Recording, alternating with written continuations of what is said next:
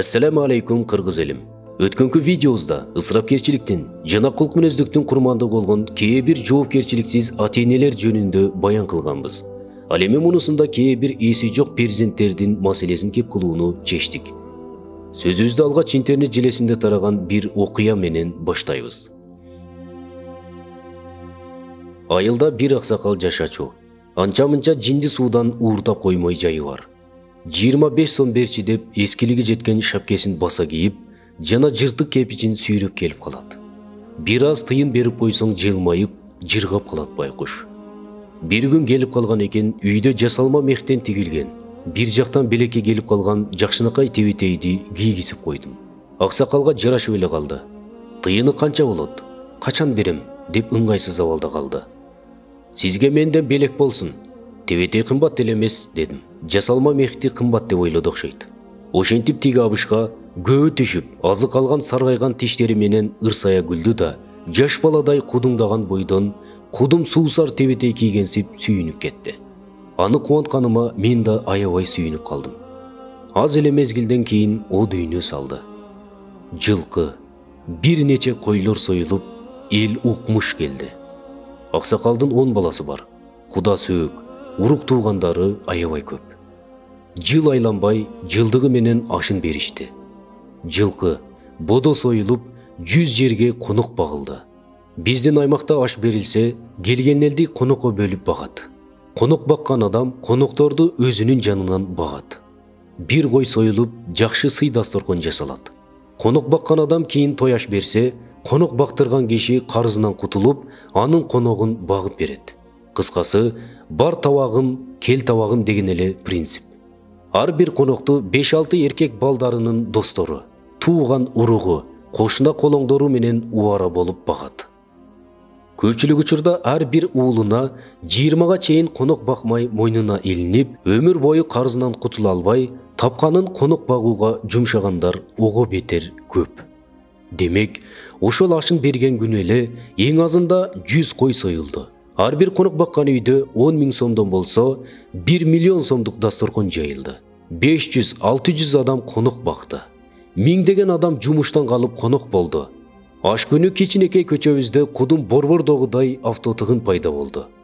Буларды карап олтуруп, кайран аксакал. Миллиондогон каражат менен ашың берилип атат. Тирүүңдө 25 сомго зар элең. Тирүүңдө бир койду өзүң союп жеген белең, деп ыйлагым келди. Кыргызда сый көрүш үчүн сөзсүз өлүш керекпи деген ой келет. Жана эмне үчүн бир кыргыз же бир казак өлгөндө сөзсүз ондогон бодо жана жүздөгөн майда жандык өлүш керек. Бул табияттын деле каргышы менен оңбой жатабызбы деп кетесиң кээде.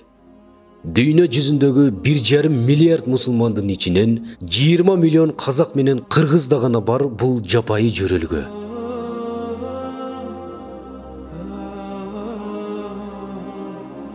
Суроо жаралат. Эмне ошондо киши өлгөндө мал сойгон 20 миллион казак менен кыргыз гана бейишке кирип, калган 1 миллиард 480 миллион адам тозоктук болуп калабы?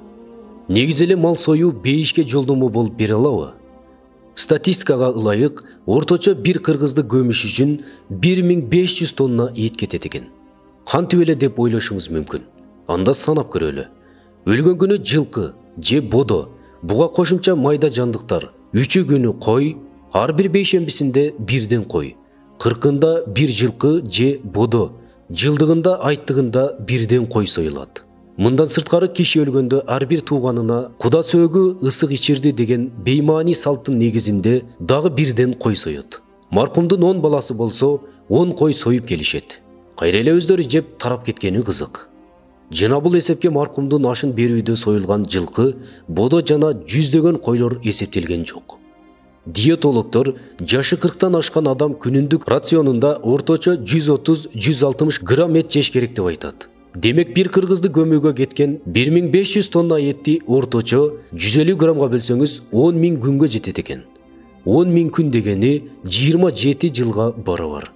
Эми ошол эпсиз чыгымдарды коротуп, мал союп ата-энесин көмгөндөргө суроо. Ата-энеңди 27 жыл бою күн сайын эт берип бактыңбы? Бир күндө болсо эттен өксүтпөй, ысык тамак аш бере алдыңбы? Албетте жок. байкуш катыгандан жеп, көрүнгөндөн баш жазмайга акча сурап өтүп кетти. Жада калса эски кийимин жагылап коюуга чамаң жеткен жок. Эми мынтип өлгөндөн кийин тирегим элең, кубатым элең, төрүмдүн көркү элең, маслат көйүм деп кошок кошуу эки жүздүүлүк болуп калбайбы? Качанкыга чейин кыргыз тирүүсүндө ый, өлгөнүндө гана сый көрөт. Эмне үчүн тирүүлөр ылайдан, сокмодон, паксадан курулган үйдө жашайт дагы, өлгөндөргө силикатный кыштан күмбөз тургузулат. Тирүүсүндө бир кой союп жебеген кыргыз үчүн өлгөндө жүздөгөн жандык сойгондо эмне пайда? Маркумдун тирүүсүндө кийбеген кийимди, ал өлгөн соң ак кийди деп өзүң кийип алганыңдан маркумдун арбайына эмне пайда? Өмүрүндө ушул жерде турган көлгө барбаган атейинен көз жумса, Бишкектеги кафелерде 300 адамга Куран окутууңдан эмне пайда? Ар бир кыргыз ушул суроолорго жооп издесин. Элибизде өткөндөр баркталмайын, тирүүлөр даңталбайт деген сөз бар. Бирок биз кыргыздар бул сөздү туура эмес түшүнүп алгандай бир түр жаралды. Өлгөндүн баркы бир эле эт менен же дасторкон менен ченелбейт.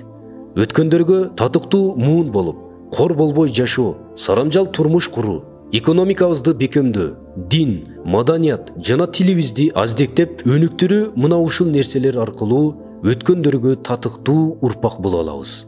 Урматым менен Нуриет Абдулазиз.